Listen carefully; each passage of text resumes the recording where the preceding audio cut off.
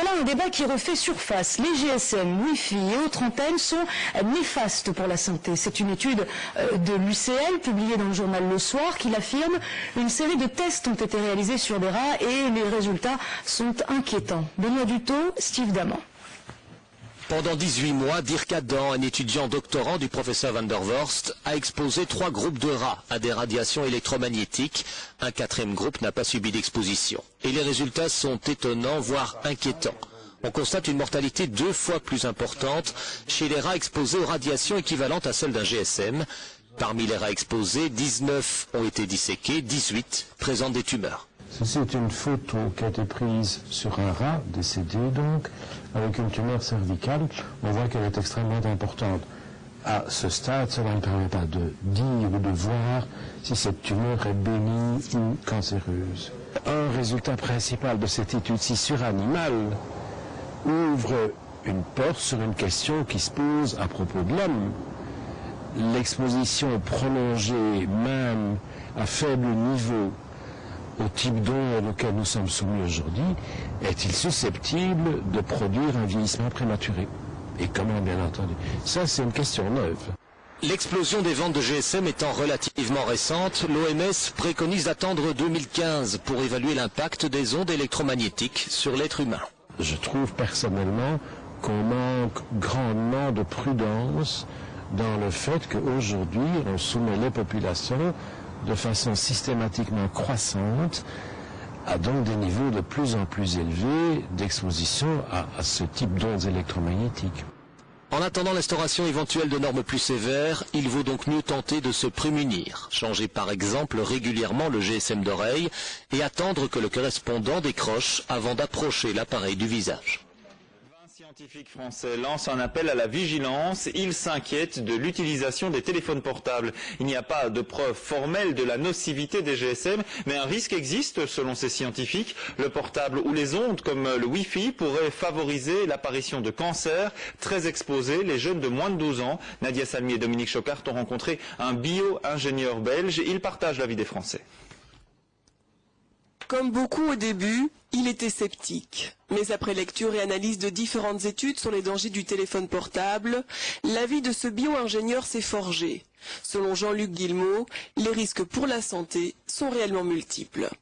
Ça, on peut se protéger contre le GSM d'une certaine manière en limitant l'utilisation, en étant prudent. On peut beaucoup moins se protéger par rapport à l'antenne qu'on vient planter en dessous de votre appartement, de votre maison. Là, c'est une pollution imposée. Et c'est ce contre quoi j'attire particulièrement l'attention. Depuis 2 ans, son mot d'ordre est le même. Halte à la technologie sans fil et au Wi-Fi. Quand bien même l'OMS ne met pas en garde. Un scandale pour Jean-Luc Guillemot qui demande une révision urgente des normes en vigueur, point de vue antenne. Exact. Il y a des limites officielles, mais qui sont de la tarte à la crème.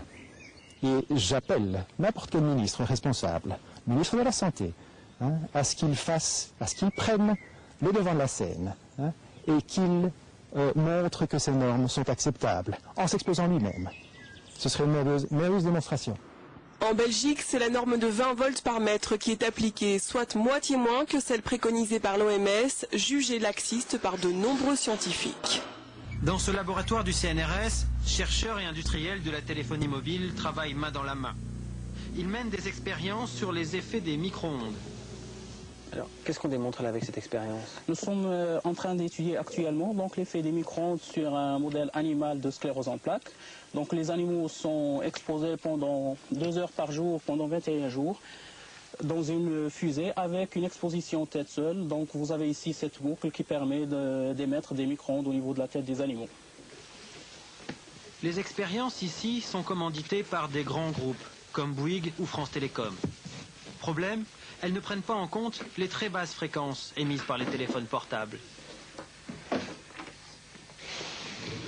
Les radiotéléphones ont été fabriqués pour émettre des radiofréquences et non pas les très basses fréquences, qui sont simplement un sous-produit donc de leur fonctionnement interne. Mais le fait est qu'ils en émettent et que des expériences comme celle-ci, par exemple, ne les prennent pas en compte. Est-ce que vous pensez qu'on peut passer à côté de quelque chose? Ah bien, si les effets éventuels sont dus aux très basses fréquences, on ne les verra évidemment pas ici, mais on peut concevoir d'en faire d'autres pour étudier séparément les effets des très basses fréquences. Cette autre expérience que les fabricants n'ont pas prévue, un laboratoire l'a pourtant déjà faite.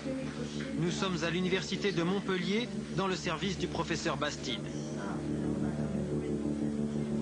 Ici, les organismes vivants étudiés sont des embryons de poulets.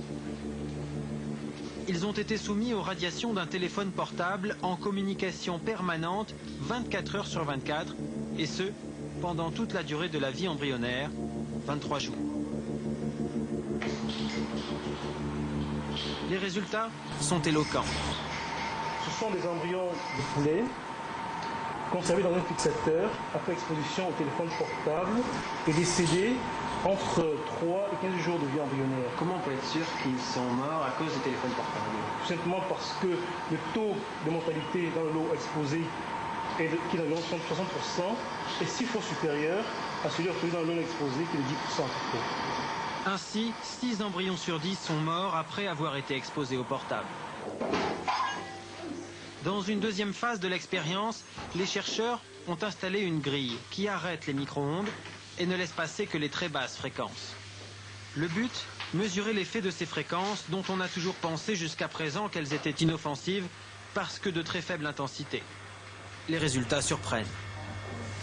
Le taux de mortalité des embryons soumis à ces seules très basses fréquences monte à 75%, les 3/4 des embryons exposés.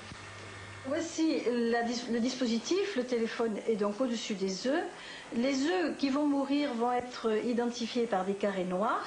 Ceci, c'est le groupe qui n'est pas exposé au téléphone. Ici, vous voyez que les petits carrés noirs sont principalement dans la zone de l'antenne et correspondent aux embryons qui sont morts après exposition au téléphone. Donc ce que ça prouve concrètement, c'est qu'il y a bien un effet sur l'organisme vivant du téléphone. Absolument. Il faut certainement dire que les embryons de poulet sont particulièrement sensibles, que nous sommes dans une situation vraiment intense d'utilisation du téléphone, mais il y a bien un effet biologique qui va jusqu'à la mort des embryons.